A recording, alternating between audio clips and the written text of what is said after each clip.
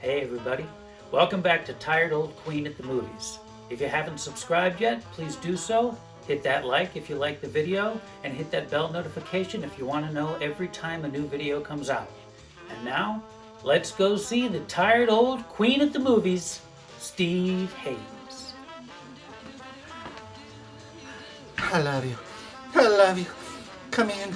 Don't make fun of me, John. Don't make fun of me. Johnny, we hadn't done a Sidney Poitier movie or a Paul Newman movie in a while, so I decided to do one where they acted together. 1961's Paris Blues, directed by Martin Ritt and starring Paul Newman, Sidney Poitier, Joanne Woodward, and Diahann Carroll, with Louis Armstrong, and all set to the music of Duke Ellington. This was originally designed to be an interracial romance between Paul Newman and Diahann Carroll. But when they took the project to United Artists, they wouldn't do it. So they cast Sidney Poitier to be the love interest for Diahann Carroll, and Joanne Woodward was brought in to be the love interest for Paul Newman. Now, in the beginning of the movie, you get an inkling that it was going to be a romance because Paul Newman tries to pick up Diahann Carroll when their train arrives in Paris. You want to wait for her here, is that it? Yes, please. Paul Newman goes to the train to meet Louis Armstrong, who's the legendary player of jazz, and Paul wants him to play some music he's been writing. And he meets Diahann Carroll, who asks him to help her talk French to the porter so they can get things worked out. And there's a flirtation going. Thank you. Thank you very much. And Joanne Woodward comes out and says to, Diahann Carroll, "Are you ready to go? We got to go." And she takes one look at Paul Newman and she likes what she sees. What took you so long?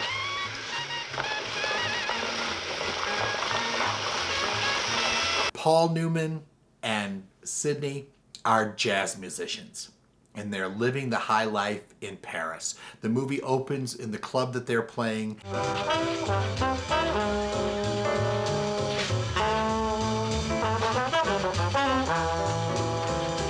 Ritt wanted to establish the freedom of Paris at that time in the bohemian atmosphere. So you see interracial couples in the audience, you see a gay male couple in the audience, and everybody's loving that jazz and digging that music.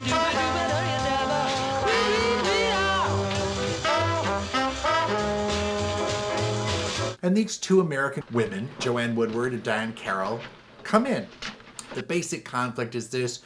Joanne Woodward is a divorcee with 2 kids. Very practical, really great gal.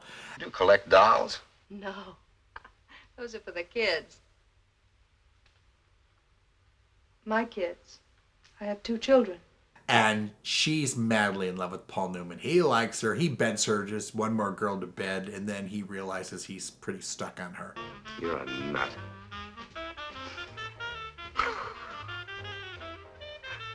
Well, I ain't getting involved with no nut. Diahann Carroll is a wonderful, level-headed girl, and she falls in love with Sidney Poitier, and he's crazy about her right away. And she wants him to come back and help fight the civil rights movement that was going on big time in 1961 back in the States, and help change things and have kids and make a better world.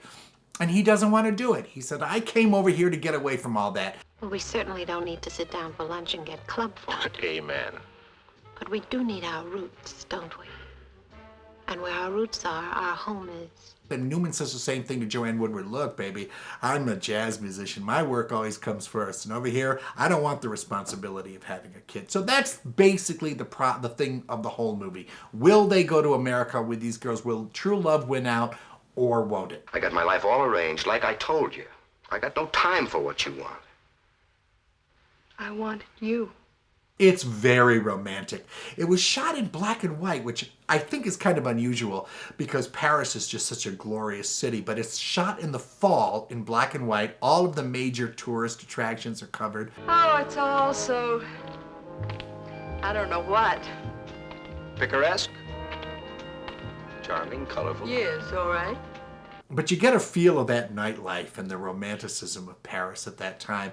Martin Ritt was an amazing director. He had directed Woodward and Newman in The Long Hot Summer.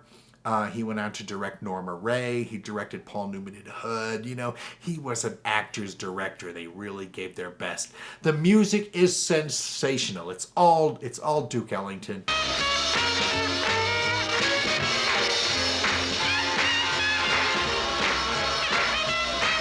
Joanne Woodward and Paul Newman had been acting together since Broadway and Picnic when they met and fell in love with each other. And Newman's career was really starting to take off. Joanne's had been going pretty well up into that time. And they always had just a great rapport. And eventually, about 5 years later, he would direct her in Rachel, Rachel, and proved that he was a terrific film director as well as an actor. During the making of this, Sidney Poitier and Diahann Carroll were having an affair.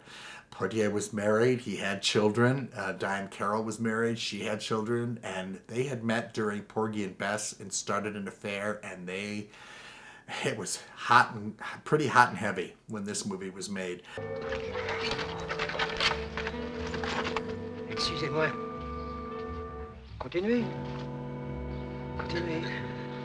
And they were having troubles just like this couple were, trying to decide whether they were going to break up with their spouses and marry each other. Besides, you're interested in a cause. I'm not interested in a cause. I'm only interested in us. You're not interested in us. You're interested in you. Diahann Carroll was an incredibly great actress. She had done No Strings on Broadway for Richard Rodgers and the musical and won a Tony Award. She had a great singing voice. She was in Carmen Jones and Porgy and Bess. She was one of the great beauties. God, was she gorgeous. She was one of the first black actresses to have her own television show, Julia, which was a sitcom in the 60s that ran about a single mother with a little boy. America fell in love with Diahann Carroll. When I saw her step in for Elizabeth Ashley in the Broadway run of Agnes of God. And she was acting opposite when I saw her. Geraldine Page was doing the Mother Superior. She gave one of the most riveting performances on Broadway that I ever saw. Diahann Carroll was a great listener. The only way I can describe it is she was a listener like Spencer Tracy. Whenever they were acting around, and Maya Dillon at that time was playing Agnes, and they were all, just very acting around her and stuff, and they had the flashier roles. And she was just listening as that psychiatrist. And I thought, oh my God, what a performance. This film is almost documentary in the way that it captures the bohemian artist's life. And a lot of people, a lot of expatriates went there and wrote there and created artwork there and wrote music there. And it was just, Paris prided itself on the development of its artists. And a lot of people who had trouble, artists especially who had trouble in the States and other countries where they lived, could find refuge in Paris. I think you're going to be charmed and delighted by Paul Newman, Joanne Woodward, Diahann Carroll, and Sidney Poitier in Martin Ritt's Paris Blues. Let's all go to the lobby. Let's all go to the lobby. I'm ruining pickup.